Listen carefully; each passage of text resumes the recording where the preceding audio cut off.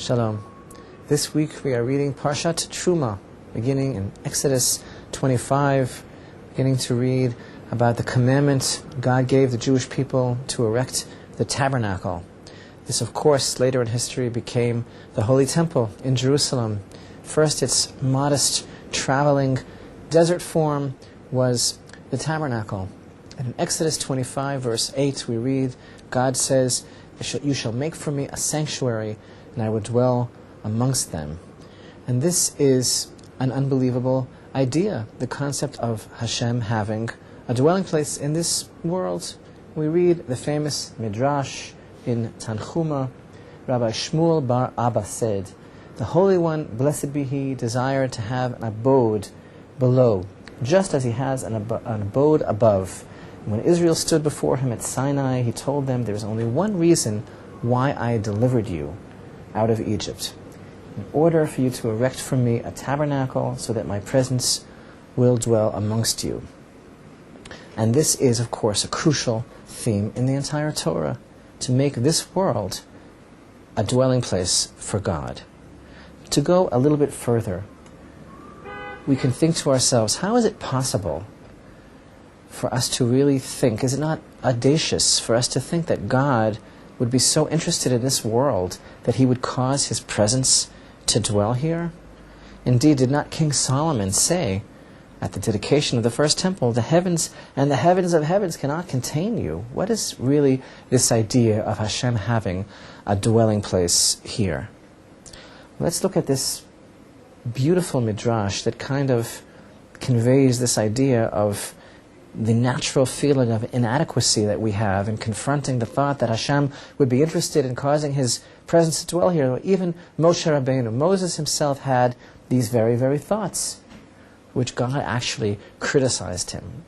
And the Midrash tells us that Rabbi Yehuda bar Simon said in the name of Rabbi Yochanan, 3 things that Moses heard the Almighty utter caused him to recoil in shock. And one of these things was when God said to Moses, "And let them make me a sanctuary."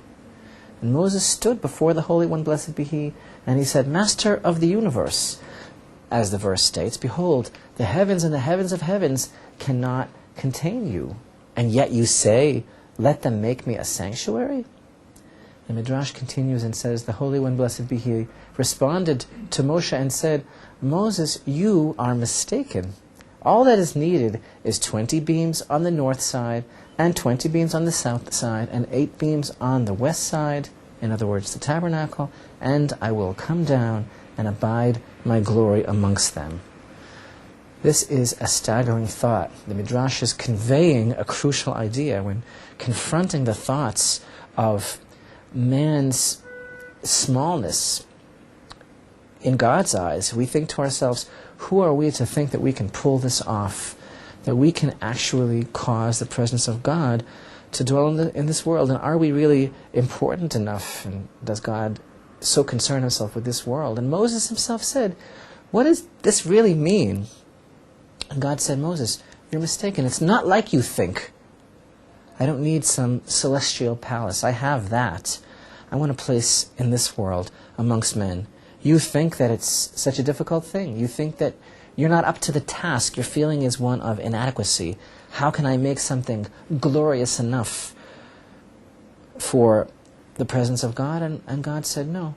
Take these simple beams and skins of animals that suited the harsh desert conditions, and I will come down and abide my presence." And this shows us how important this world is to God. It's the whole purpose of creation, as the Tanchuma tells us, that God sought to have an abode in this world.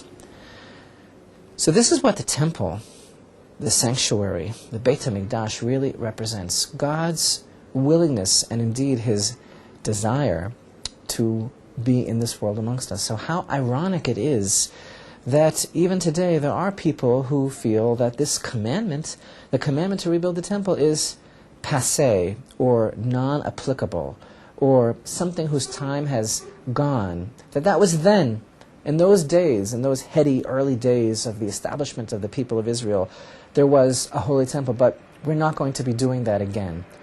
how ridiculous it is to entertain that thought when we see that the whole concept of the Holy Temple is the very purpose of creation, for God to have an abode in this world.